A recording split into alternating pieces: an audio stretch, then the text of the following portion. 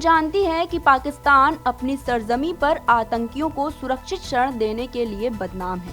Financial action task force की चेतावनी को अनसुना करके पुराने ढर्रे पर चलना उसके लिए एक बार फिर महंगा पड़ गया।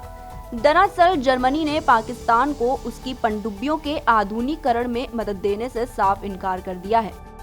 जर्मन चांसलर एंजेला मार्केल की अध्यक्षता वाली फेडरल सिक्योरिटी काउंसिल ने यह तय किया है कि जर्मनी पाकिस्तान की पनडुब्बियों के लिए AIP सिस्टम नहीं देगा।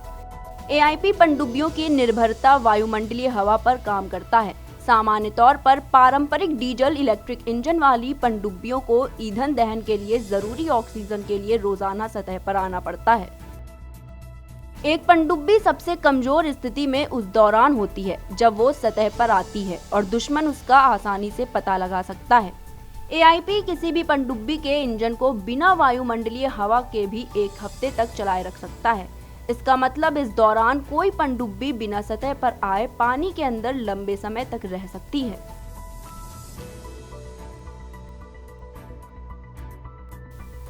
न्यूजीलैंड में अब तक के सबसे बड़े आतंकी हमले के मामले में कोर्ट ने अपना फैसला सुना दिया है।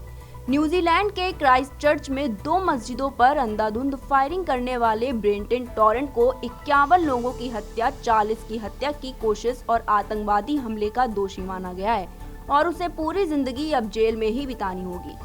टॉरेंट ने इस आतंकवादी नरसंहार के समय इसकी लाइव स्ट्रीमिंग भी की थी, जिससे पूरी दुनिया में दहशत फैल सके। उसके इन खतरनाक कामों को देखते हुए उसे जज ने सनकी और जानवर तक कह दिया। न्यूजीलैंड में मौत की सजा पर रोक है, इसीलिए उसकी आगे की जिंदगी जेल में ही बीतेगी। ब्रेंटन टॉरेंट को 51 लोगों की हत्या का गुनहगार पाया गया है। 40 लोगों की हत्या की कोशिशों के लिए भी उसे दोषी ठहराया है। ब्रेंटन टॉरेंट को लगातार 4 दिनों तक चली सुनवाई के बाद सजा सुनाई गई है। इंडोनेशिया में पाकिस्तान के एक पूर्व राजदूत ने 10 साल पहले तैनाती के दौरान जकार्ता स्थित दूतावास की इमारत को अवैध तरीके से बेच दिया।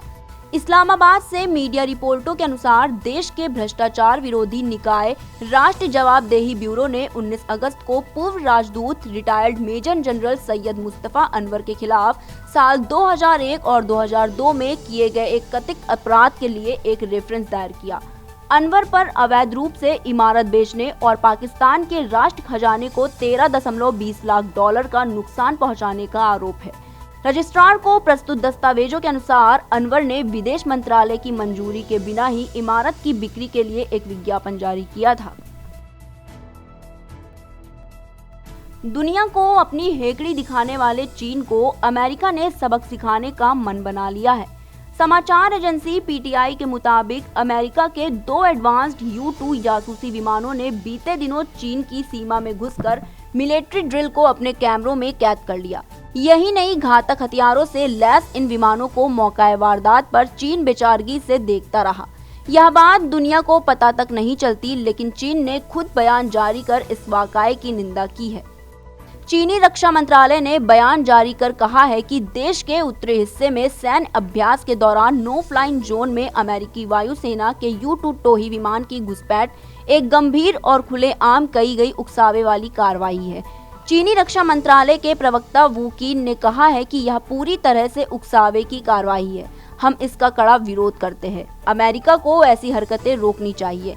यह घटना उस वक्त हुई जब चीन की उत्तरी थिएटर कमान सैन्य अभ्यास कर रही थी।